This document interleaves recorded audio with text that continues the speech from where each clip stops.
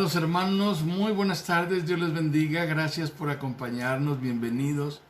Les damos un saludo cariñoso, un abrazo entrañable en el nombre de nuestro Señor Jesucristo, una bienvenida cálida, amorosa de parte de la Iglesia Emanuel de Cuernavaca, en donde Dios me permite pastorear, y les damos la bienvenida a esta transmisión. Este es el domingo 32 domingos que hemos estado transmitiendo durante esta cuarentena.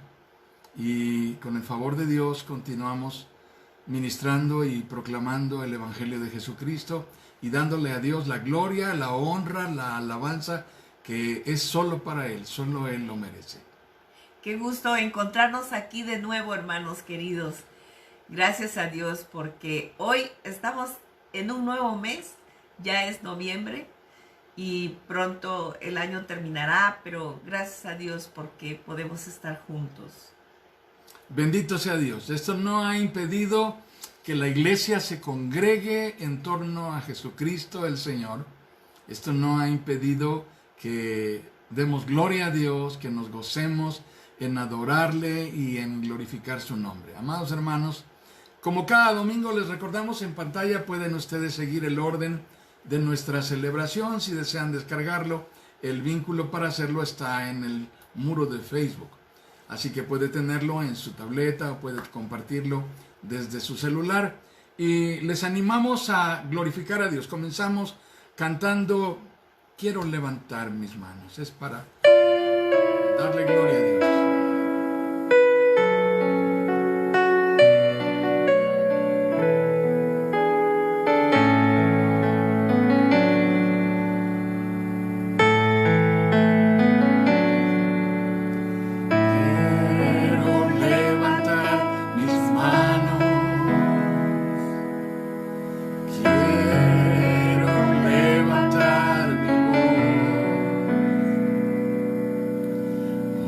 Oh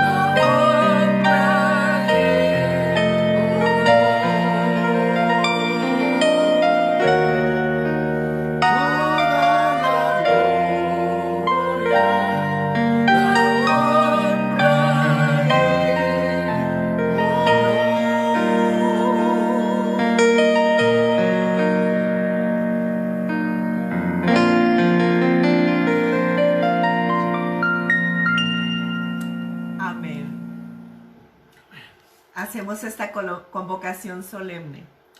Señor, tú eres mi Dios. Te exaltaré y alabaré tu nombre, porque has hecho maravillas. Desde tiempos antiguos tus planes son fieles y seguros. En aquel día se dirá, sí, este es nuestro Dios. En Él confiamos y Él nos salvó. Este es el día del Señor. En Él hemos confiado. Regocijémonos y alegrémonos en su salvación. Isaías 25, 1 y 9. Este es el Señor, en Él hemos confiado. Regocijémonos y alegrémonos en su salvación. Señor, te damos muchas, muchas gracias, porque tú, oh Padre eterno, nos amas, porque tú, Padre Santo, nos has acercado a ti y ahora tenemos la condición de hijos tuyos. Amén, Señor. Gracias, Padre Santísimo, por tu misericordia, por tu fidelidad sobre nosotros, sobre tu pueblo, sobre nuestros hijos, Señor. Gracias por todo tu amor y por todas tus bendiciones. Amén, y gracias te damos por tu perdón, por la salvación que tú nos has dado a través de Cristo Jesús, Amén. por su sacrificio en la cruz y por la obra preciosa de tu Santo y bendito Espíritu, Señor, Amén. que nos permite estar siempre en comunión contigo, que Amén, nos Señor. hace perseverar en tu camino, en tu palabra, Señor. Recibe la gratitud que te ofrecemos hoy en el glorioso nombre de Cristo Jesús, nuestro Salvador. Amén. Amén, amén. Bendito sea Dios. Amados hermanos, cantamos. Este es un hermoso himno de esperanza, un himno de plenitud en Cristo. Vamos a llenar nuestro corazón de alabanza para el Señor, declarando al Señor, Señor, sé tú mi visión.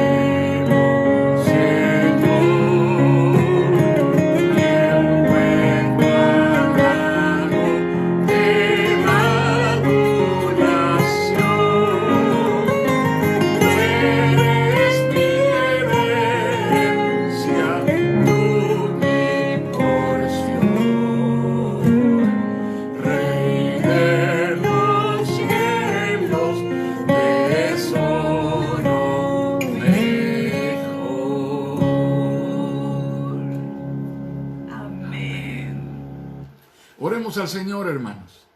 Pongámonos a cuentas con Dios. Declaremos nuestra necesidad de su perdón.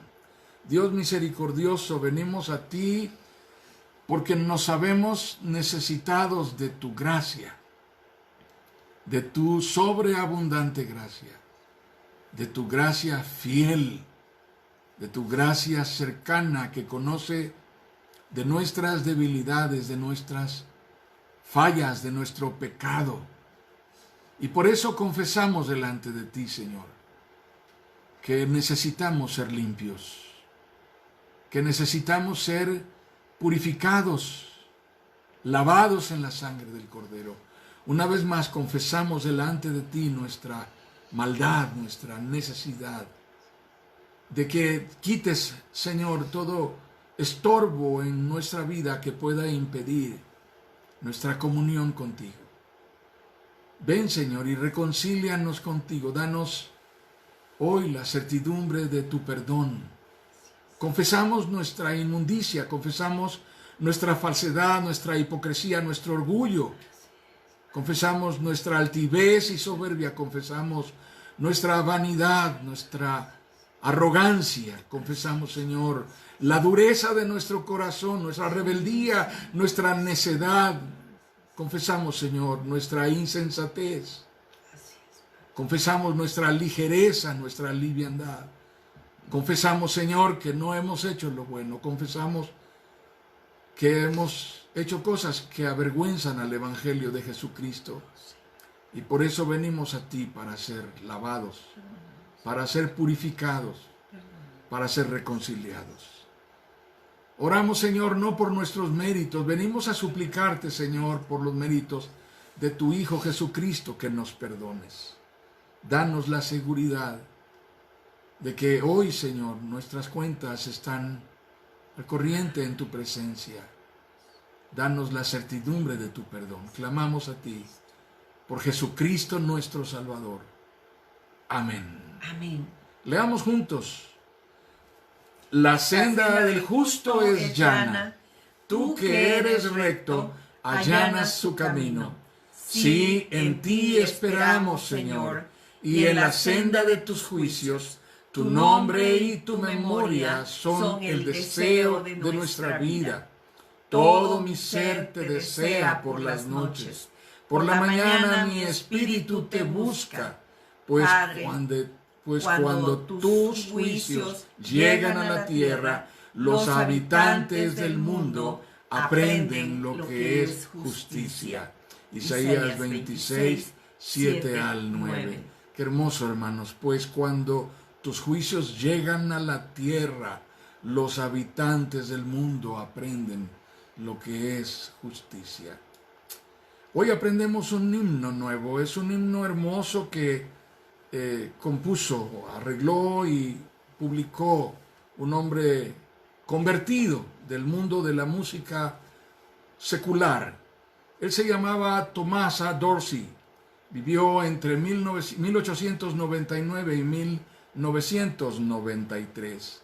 Es conocido como el padre de la música gospel. Este hombre moreno, este hombre de raza afroamericana, este hombre en medio de una carrera exitosa en donde algunos de los títulos más famosos que él publicó habían vendido alrededor de 7 millones de copias en aquella época en que no había internet.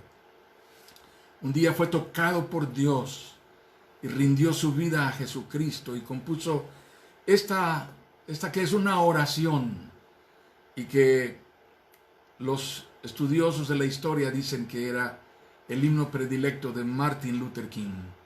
Este himno se llama Precioso Señor, toma mi mano. Y hoy lo vamos a cantar. Al final cantaremos de nuevo la primera estrofa.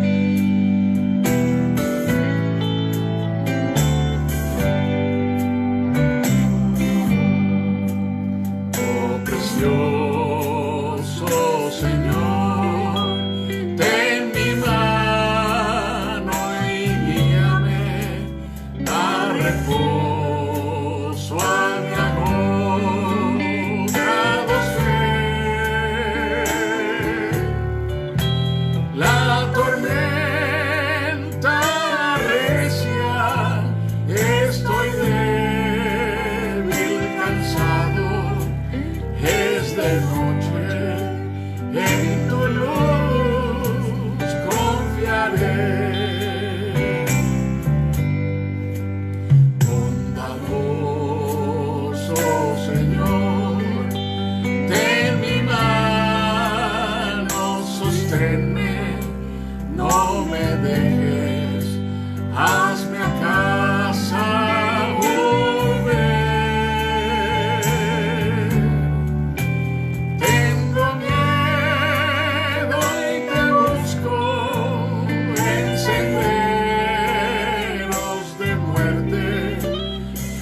presencia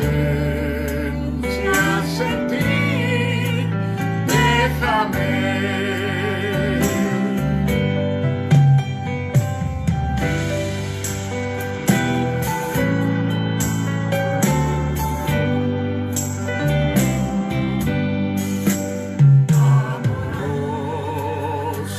Señor, soy tan frágil y débil, muchas veces he vuelto a caer. No me dejes luchar con mis fuerzas, yo solo en mi sostén.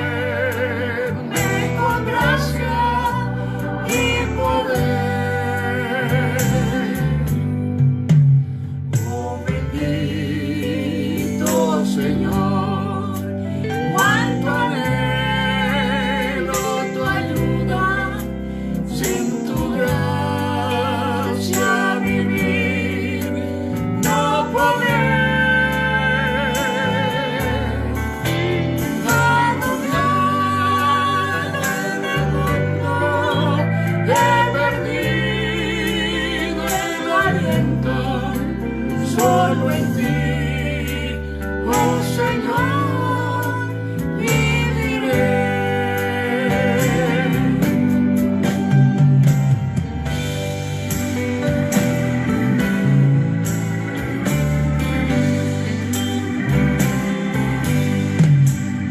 Oh precioso Señor, en mi mano y guíame.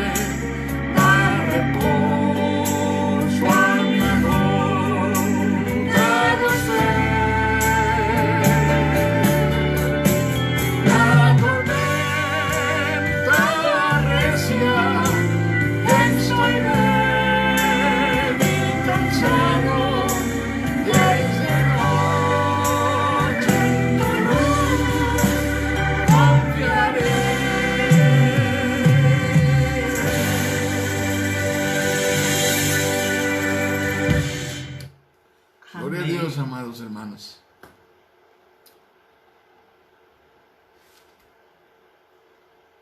Vamos a bendecir a los niños. Los hijos son una herencia del Señor. Los frutos del vientre son una recompensa. Como flechas en las manos del guerrero son los hijos de la juventud. Salmo 127, 3 y 4. Padre Santo, de gracia infinita, estamos aquí delante de ti una vez más para darte muchas gracias, Señor, por el gran privilegio que tú nos has dado. Amén. De ser padres. Gracias porque esto ha sido una muestra tan señalada de tu amor, de tu gracia, de tu fidelidad, de tu misericordia sobre nosotros, Señor.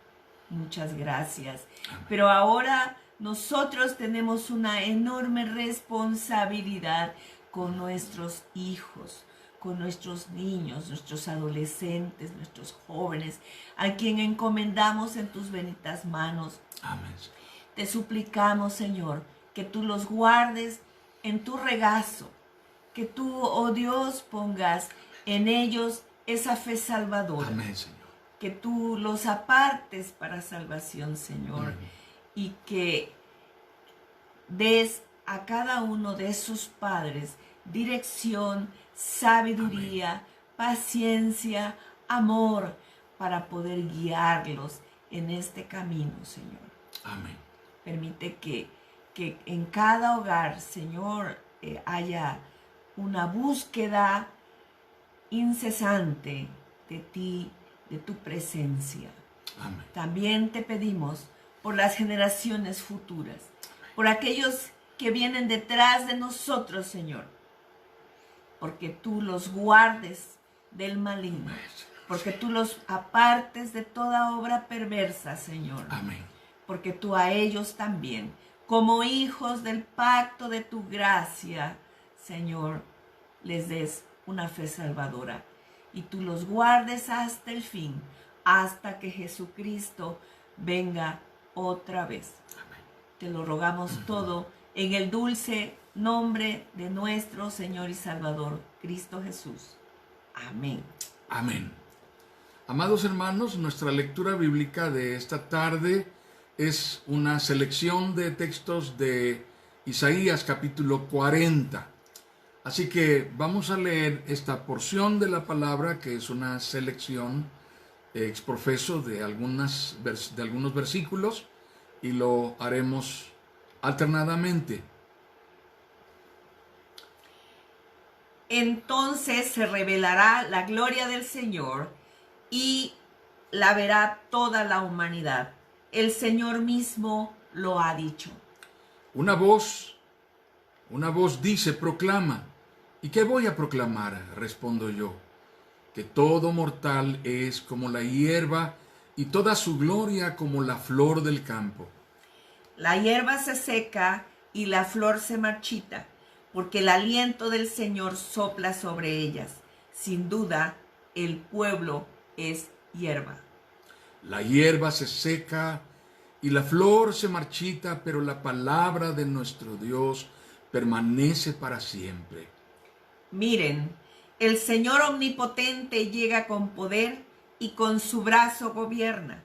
Su galardón lo acompaña, su recompensa lo precede.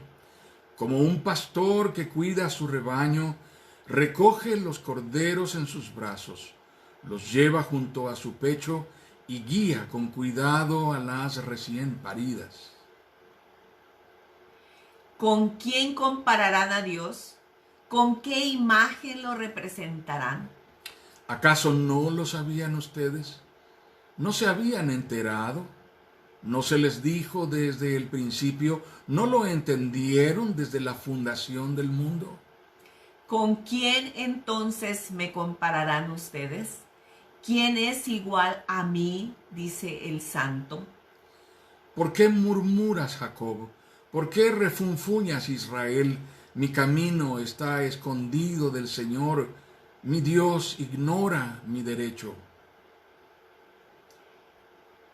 ¿Acaso no lo sabes? ¿Acaso no te has enterado? El Señor es el Dios eterno, creador de los confines de la tierra. No se cansa ni se fatiga y su inteligencia es insondable. Él fortalece al cansado y acrecienta las fuerzas del débil. Aún los jóvenes se cansan, se fatigan y los muchachos tropiezan y caen. Pero los que confían en el Señor renovarán sus fuerzas, volarán como las águilas, correrán y no se fatigarán, caminarán y no se cansarán. Amén. Amén. Gracias a Dios, amados hermanos. Hoy es el momento para concluir nuestra reflexión en esta porción de Isaías capítulo 40, que ha sido el objeto de nuestra atención durante los domingos del mes de octubre. Hoy estaríamos concluyendo este tiempo de reflexión en esta porción. Pero al llegar a este momento, en este punto de Isaías 40, mi interés en compartir con ustedes radica fundamentalmente en insistir en lo que Isaías nos ha dicho con tanta puntualidad, con tanta claridad. Una vez más, hoy en la porción que hemos leído, Isaías nos está diciendo que no nos confundamos, que no tengamos duda de ir a la palabra. Lo único que prevalecerá al final es la palabra de Dios. Todo lo demás se terminará. El hombre es como la hierba, se seca, finalmente al día siguiente no amanece. Todo el que es nacido de mujer tiene un límite, sus días están contados desde el momento de nacer. Lo único que permanece es la palabra de Dios. Esa fue la gran verdad, el hallazgo de los reformadores, solo la palabra. Y de ella derivaron las demás que fueron columnas de la reforma religiosa del siglo XVI. Solo la gracia, solo la fe. Solo Dios glorioso. Solo Cristo. Así que estamos centrados y enfocados en la pregunta de Isaías. ¿Con quién compararán a Dios? Somos hombres, no somos dioses. La palabra deja muy en claro quién es Dios y quién es el hombre. Nosotros no somos Dios. Amados hermanos, por siglos la construcción de templos, de edificios, quiero referirme a esto, por siglos la cristiandad construyó catedrales enormes, templos que expresaban la manera majestuosa de Dios, el carácter de Dios, buscaban la manera de ser una revelación. Uno podía entrar en estas majestuosas edificaciones y quedar impactado solamente de ver lo que estaba alrededor de nuestros ojos y preguntarnos, ¿cómo pudo haber sido construido esto? Era una manera de decir cómo los hombres percibimos a Dios. El 15 de noviembre de 1940, el corazón de Inglaterra fue sacudido por el bombardeo de uno de los lugares más espectaculares e impresionantes. Quedó en ruinas la Catedral de Coventry, una ciudad cercana a unas 2 horas de Londres. Era la Segunda Guerra Mundial. Así que quienes vivían tratando de impedir que la invasión de la guerra llegara hasta ellos, vieron el corazón de su fe sacudido con esta que todavía en ruinas permanece hasta hoy erigida en pie. El 15 de abril de 2019, estamos hablando de este año, el año pasado apenas, el mundo entero quedó impactado con las imágenes del instante mismo en que estaba incendiándose, en vivo, en directo desde París, el instante mismo en que estaba incendiándose la Catedral de Notre Dame. El imponente templo más emblemático de Francia era consumido por fuego accidental. Así nos tocó atestiguar cómo los trozos de madera quemada quedaron esparcidos. Y apenas el 18 de octubre de este año, hace unos días, trozos, leños incendiados quedaron uno sobre de otro en el templo de San Francisco de Borja, el templo de la Asunción, otro templo más en la ciudad de Chile, la capital chilena, Santiago. Fueron saqueados, fueron incendiados por manifestantes que violentamente los invadieron. Al cabo de los siglos, las guerras, la violencia y la devastación han terminado de demostrarnos la verdad devastadora que Jesús dijo frente al templo de Jerusalén, el templo que fue reconstruido. No quedará de esto piedra sobre piedra que no sea derribada. Así es como podemos concluir que los templos finalmente no son una expresión de la gloria de Dios, de la manera en que lo es la creación misma que Dios usó como una revelación general que nos dice que ahí está Dios. En realidad, los templos también son, incluyendo esta idea de comunicar algo. Los templos son una exaltación de la grandeza humana, de la capacidad, de la habilidad del hombre, del ingenio humano para crear y construir algo que finalmente sigue siendo frágil y vulnerable. Aún el más majestuoso de los templos terminará en ruinas. De tal manera que estas estructuras que usamos para reunirnos y para expresar nuestra fe, con todo lo majestuoso que pudieran ser, no son la manera última de definir una correcta cosmovisión de quién es el Dios verdadero, revelado en la creación, en la historia, pero sobre todo en la palabra, su palabra que es lo que Él ha dicho, ha dejado saber de sí mismo. Así que volveremos a preguntarnos, ¿con quién compararán a Dios? Un buen punto de inicio puede ser preguntarnos al final de cuentas, ¿quién fue creado por quién? ¿Dios fue creado por el hombre o el hombre fue creado por Dios? No nos equivoquemos, nada ha sido obra de la casualidad, ni el accidente geológico o natural o de lo que pudiéramos explicar como la accidentada colisión inexplicable de células que, sin ser identificadas, dieron como resultado una mezcla de aminoácidos, triglicéridos, glucósidos. Finalmente es lo que hoy desconcertantemente conocemos como la vida, lo que somos nosotros.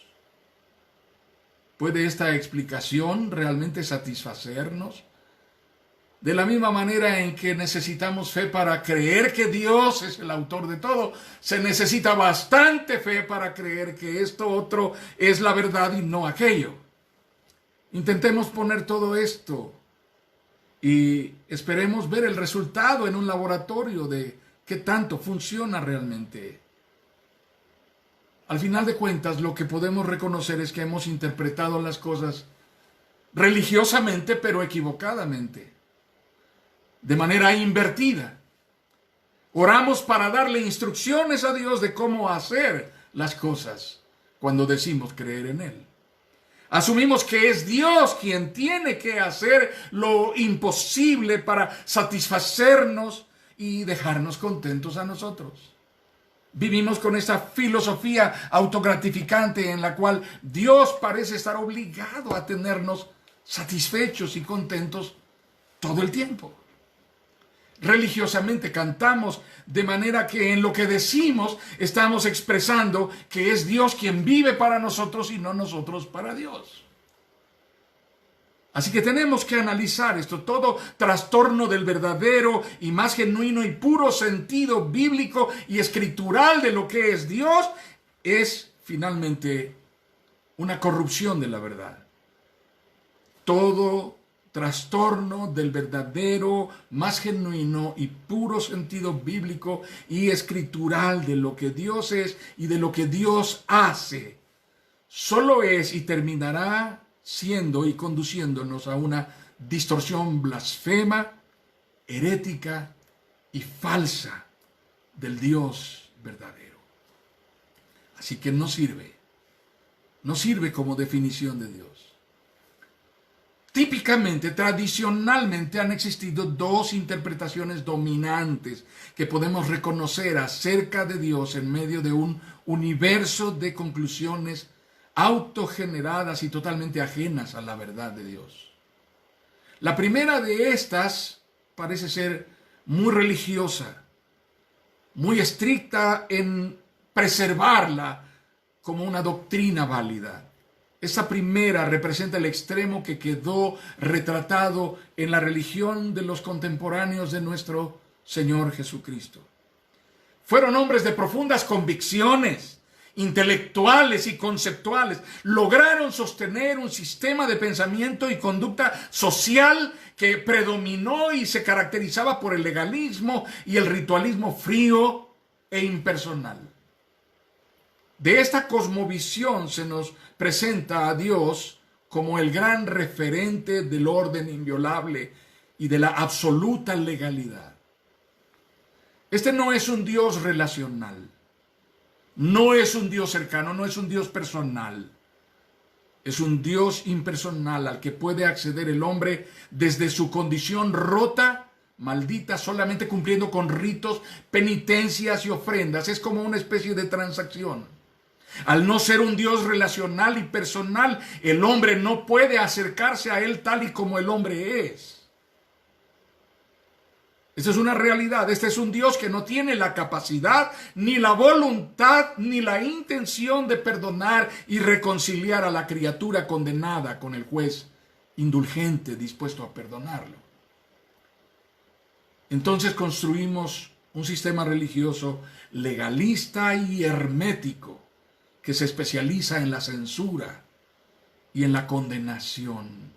Jesús dijo de los fariseos: ustedes recorren el cielo y la tierra, el mundo entero para conseguir un solo prosélito, y cuando lo tienen finalmente lo convierten en 7 veces más hijo del infierno de lo que era antes. Qué tremendo mensaje de Jesús, amados hermanos. Es una realidad, tenemos que reconocerlo, es una realidad. Existe esta cosmovisión de Dios. Todavía hasta nuestro tiempo lo podemos oír y percibir en muchos entornos religiosos. El otro extremo es un extremo opuesto totalmente. Es una religiosidad antropocéntrica. Es una espiritualidad fundada en el emocionalismo y animismo que gratifican los sentidos del hombre. Es la piedra angular de esta cosmovisión religiosa, la experiencia autogratificante, la celebración eufórica que exalta mi capacidad de sentir y de expresar, la intensidad del sentimiento que ebulle poderosamente a borbotones al ritmo de las percusiones y los gritos de júbilo. Esta espiritualidad trae como resultado una manifestación que muestra un sistema ligero de creencias, sostenidas por la voz atronadora de predicadores efusivos de imponente discurso, pero sus doctrinas son necesariamente ambiguas, constantemente cambiantes. No es extraño que provocan más incertidumbres que convicciones profundas y grandes fortalezas. En la época bíblica, esta religiosidad estuvo presente en la iglesia de Corinto. El apóstol Pablo dice a los hermanos de Corinto: hermanos, les alabo porque tienen ustedes tanta riqueza, tantos dones, parecen ser tan espirituales, pero en esto otro no los alabo, son tan desordenados, viven con tanta hipocresía. Hermanos, ustedes viven divididos y esto no es fruto. Tienen muchos dones y no tienen frutos. Esa religiosidad está imposibilitada para acceder a una verdadera y profunda transformación del hombre que necesita a Dios, porque no vive ni se comunica con la realidad. Es enajenante. Al enfatizar la experiencia estática y la exacerbación de los sentidos, su tendencia raya en la enajenación, la evasión de la realidad. Interesantemente, esto es lo que la hace magnéticamente atrayente. Esto es lo que la hace magnéticamente y determinantemente atractiva. Termina distanciándola radicalmente de la necesidad de redención que el hombre caído e interiormente roto experimenta al estar separado de Dios, porque lo único en lo que se enfoca es en la circunstancia momentánea, en el instante, en la realidad presente. Estar aquí es tan excitante, tan adictivo y tan lúdico, tan seductor y tan cautivante, pero termina siendo finalmente estéril. Ambas expresiones están presentes hoy y contienden para hacernos cautivos de estas inclinaciones que terminan no siendo un reflejo claro, puntual y preciso del Dios revelado en la palabra y climáticamente manifestado en la encarnación de Jesucristo, su Hijo. Preguntémonos, ¿cuál es quizá la imagen más influyente en la percepción que tenemos de Dios? ¿Está en esta religiosidad legalista, ritualista? ¿O está en esta religiosidad efusiva, intensa, emocional? Aún teniendo esa respuesta, estamos en el riesgo extremo de no estar frente al verdadero Dios revelado. La medida de la interpretación y discernimiento de quién es Dios no es basada en mi capacidad de comprensión, ni en mi capacidad de experimentar, ni siquiera en mi capacidad para apegarme a un sistema legalista, tampoco para apegarme a lo que logro sentir, experimentar cuando oro. No es ni será jamás lo que todos los que están alrededor digan de Él, los que discursan. Es única y exclusivamente el Dios que está revelado en su palabra. Es el Dios de la Biblia, el Dios del poder soberano. Es exclusivamente allí en donde Él se ha dejado ver y quiere ser conocido. La teología que está fundada en la tradición, la ideología de moda, la corriente renovadora de los viejos y arcaicos conceptos desempolvados o de la novedosa forma de comprender algo intenso, algo que define a Dios emocionalmente, no nos ayudarán Tampoco lo hace de ninguna manera lo que yo experimente, perciba, sienta, sueñe, visualice, anhele. Nada de eso tiene la capacidad de revelarme quién es verdaderamente Dios. El anhelo humano por conocer a Dios tiene que acampar, establecerse, domiciliarse de manera sedentaria en la palabra que Dios nos deja saber, como revelación de quién es Él, lo que Dios ha dicho acerca de quién es Él, de cómo es Él, qué es lo que Él hizo, está haciendo y hará. Preguntémonos cuál es, sin ninguna duda o titubeo, la imagen más poderosa en la Biblia, la imagen más evidente que podemos percibir y encontrar en la palabra respecto a Dios. Hemos leído en Isaías 40, 10 y 11, si el Señor soberano viene, sí, viene, con poder, y reinará con brazo poderoso. Eso parece hablarnos de un juez implacable, alguien que trae un poder atronador que hará devastación total, pero miren lo que dice después. Sí, el Señor soberano viene con poder y reinará con brazo poderoso. Miren, Él trae consigo su recompensa. Alimentará a su rebaño como un pastor. Llevará en sus brazos los corderos y los mantendrá cerca de su corazón. Guiará con delicadeza a las ovejas con crías, a las ovejas recién paridas. ¿En qué radica, amados hermanos, nuestro privilegio? Aquel privilegio del cual le hablamos al mundo, del cual testificamos ante el mundo, diciendo que creemos en Dios, que creer en Dios ha transformado nuestras vidas. ¿En qué radica nuestro privilegio? La única cosa de la cual podríamos estar verdadera y absolutamente seguros a partir de todo lo que está escrito y revelado por Dios mismo en su palabra, es que no es nuestro plan, no es nuestro proyecto de vida, no nació de nosotros, está por encima de nuestra voluntad. Fuimos escogidos desde antes de que comenzara todo. Él lo hizo para glorificarse en esa forma de trato de bendición para con aquellos que Él escogió con amor, y no termina ahí, porque nada lo hará desistir, porque todo lo que Él es y todo lo que Él ha hecho se cumplirá sin pestañear. Lo que ha dicho se cumplirá y sin que una sola letra quede sin cumplimiento puntual. Ese es el Dios glorioso, soberano e inmutable de todos los conceptos de la teología reformada. Es el Dios glorioso que además es nuestro Dios, el que adoramos, el que honramos, cuyo nombre decimos con temor y temblor, el que glorificamos y en quien nos gozamos y celebramos de poder llamar Padre, Señor y Salvador. Hay tres características que descubren esta imagen dominante en las Escrituras, tres características bíblicas. La primera de ellas, Dios está cerca de nosotros y está cerca de nosotros en una actitud providente y protectora. Dios está cerca de nosotros permanentemente en una actitud providente y protectora.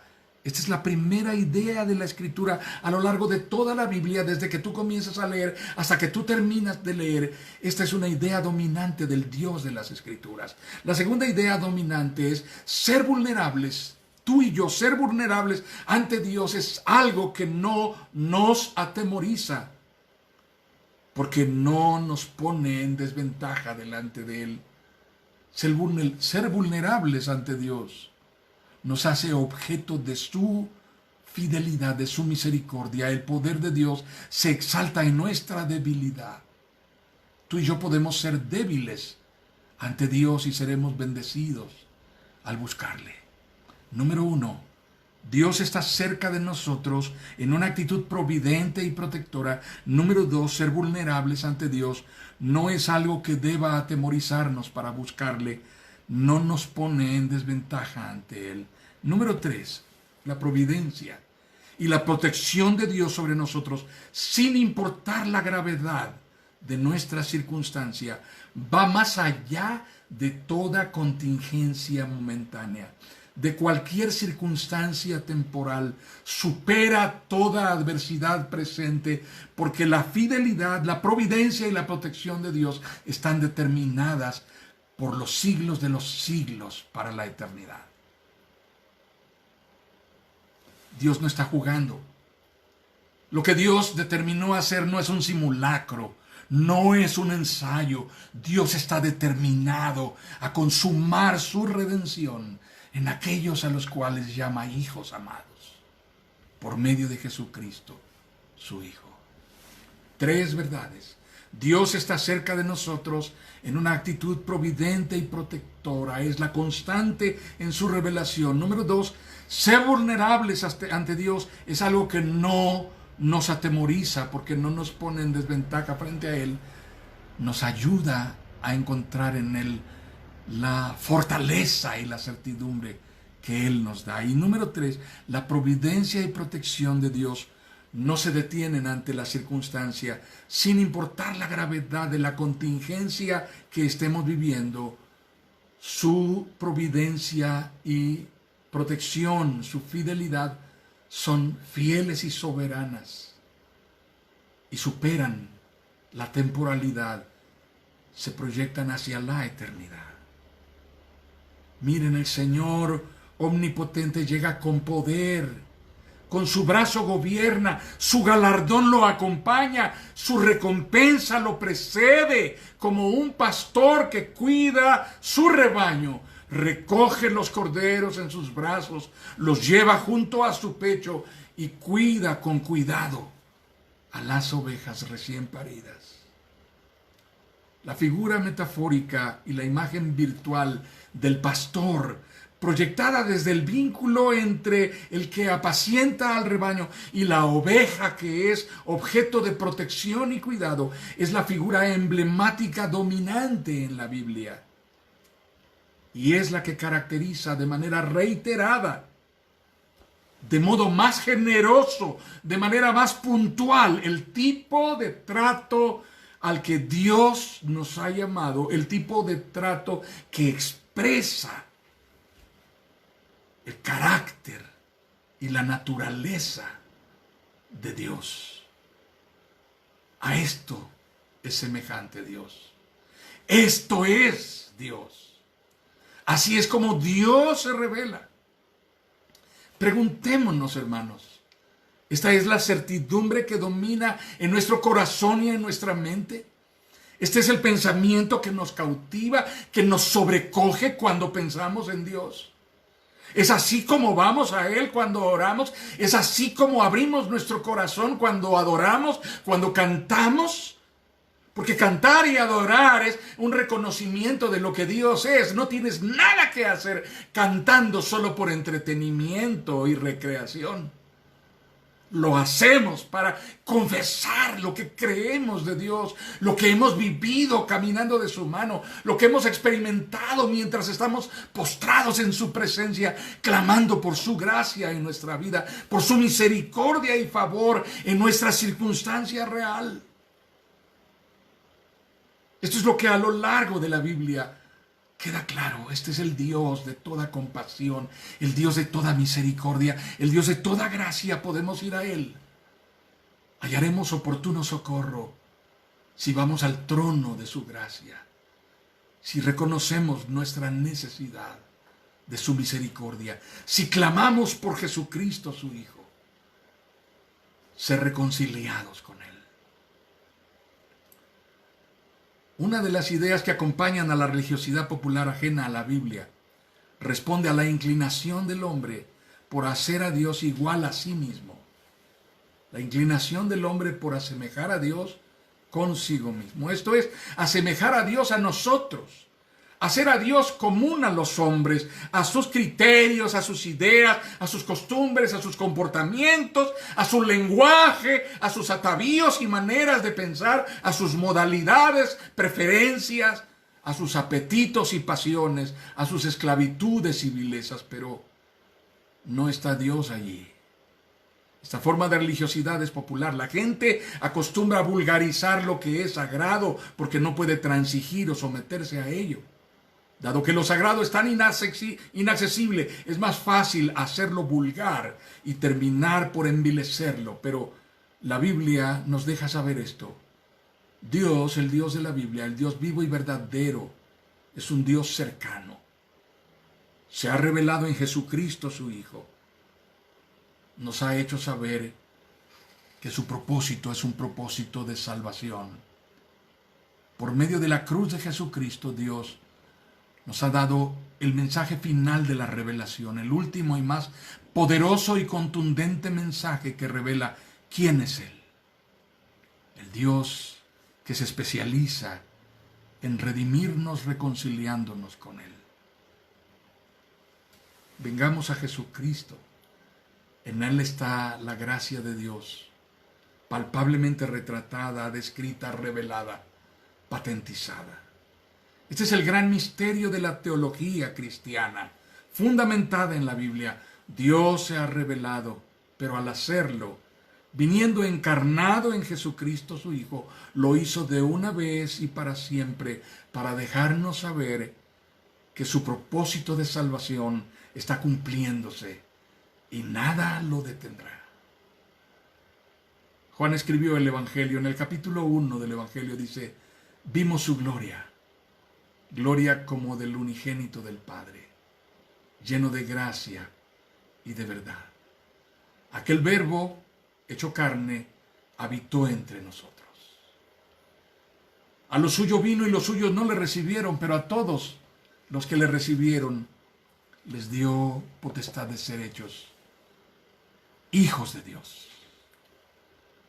Clamemos a nuestro Padre. Oremos, amados hermanos. Bendito Señor, gracias por revelarte en Jesucristo. Gracias porque aún hoy el testimonio de la palabra prevalece. Generaciones y generaciones de pensadores se han ido, aún los que negaron fehacientemente que tú fueras Dios. Pero tu palabra permanece para siempre. Y nosotros hemos creído que Jesucristo es el Hijo de Dios, aquel que fue enviado para nuestra redención. Hemos confesado a Jesucristo como nuestro Salvador, como nuestro Señor. Con nuestros labios hemos dicho, Jesucristo, tú eres mi Salvador, tú eres mi Señor. Yo lo confieso, creo que tú resucitaste de entre los muertos y por eso me has dado vida. Creemos en este, que es el Dios revelado y encarnado, que ha venido a nosotros para reconciliarnos con el Padre. Y hoy, Señor, rogamos que tú toques el corazón de aquellos que aún no creen, que aún no han experimentado esta rendición de sus vidas a los pies de la cruz de Jesucristo para experimentar la salvación. Tócalos, Padre, y hazlos venir a ti. Padre, oramos en esta hora por los que están en necesidad, los que están agonizando, los que están hospitalizados, los que están enfermos, contagiados, los que se saben contagiados y están atemorizados, por los que están atendiéndolos en el ambiente médico. Ten misericordia de unos y de otros. Haz providencia en sus vidas. Obra un milagro de sanidad, Señor, un milagro de providencia para que sean atendidos. Padre, también oramos por los que están sufriendo en incertidumbre en sus trabajos, con circunstancias adversas en su economía. Padre, sin tener lo indispensable, visita los hogares, Padre, trae bendición a la mesa. Ayuda a los padres angustiados, socorre a la viuda, al huérfano, al anciano. Padre, al desamparado, ten misericordia del que está angustiado, agobiado, oprimido. Oramos, Señor, en el nombre de Jesucristo, que bendigas a tu iglesia. Bendito seas, Señor. Gracias por tu bendición en este día para todos y cada uno de nosotros. Oramos en el nombre de Jesucristo. Y ahora, amados hermanos, que la gracia de nuestro Señor y Salvador Jesucristo, el amor de Dios el Padre y la comunión y guía del Espíritu Santo sean con todos y cada uno de nosotros, con nuestros familiares ausentes o enfermos y con todo el pueblo del Señor desde ahora y hasta su venida. Amén. Amados hermanos, vamos a decir juntos la bendición que el Señor nos enseñó a decir y que está en la palabra de Dios, Filipenses 4, 7 y 20. Esta bendición que la iglesia repite cada domingo al concluir, es la bendición común. Y la paz de Dios, que sobrepasa todo entendimiento, cuidará sus corazones y sus pensamientos en Cristo Jesús. A nuestro Dios y Padre sea la gloria por los siglos de los siglos. Amén. Filipenses 4, 7 y 20. Amados, la iglesia Emmanuel ofrenda cada domingo en casa. Esa es la bendición por las ofrendas.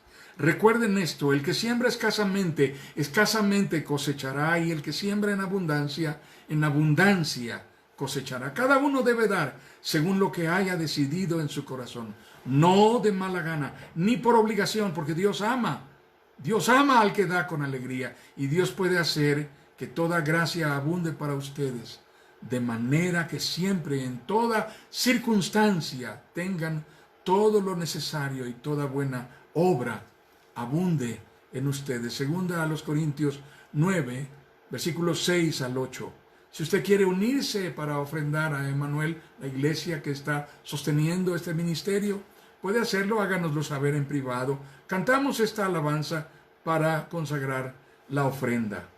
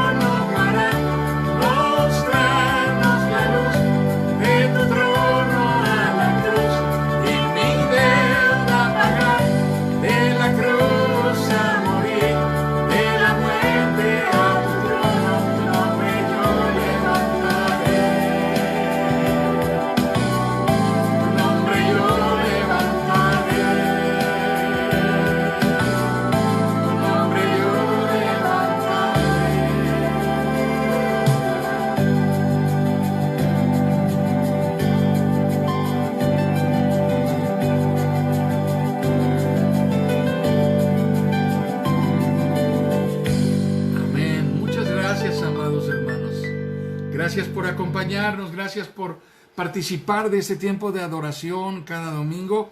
Les animamos para que, si desean acompañarnos también, cada domingo en nuestra sesión de estudio bíblico. Hay 2 sesiones semanales, una es de hombres, otra es de mujeres. Los miércoles a las 8 de la noche se reúnen los hombres a través de la plataforma de Zoom. Los viernes las mujeres igual a las 8 de la noche a través de la plataforma de Zoom. Usted puede contactarnos y le compartiremos los códigos para acceder a nuestras sesiones virtuales de estudio bíblico. Y el próximo domingo nuestra convocatoria para estar congregados en el nombre de nuestro Señor Jesucristo, 12 horas puntualmente el domingo próximo para nuestra celebración de adoración y proclamación para gloria de Dios. Así que, hermanos, les convocamos en el nombre del Señor. Gracias por habernos acompañado. La iglesia Emmanuel tiene una cita en privado en un momento más, 5 minutos. Despedimos a nuestra transmisión pública y hacemos saber a todos ustedes nuestro corazón amable en el nombre de Jesucristo, con todo cariño para ustedes. Un abrazo, recíbanlo de la iglesia Emmanuel y les esperamos el domingo. Gracias por acompañarnos, hermanos. Dios les bendiga, mis hermanos queridos.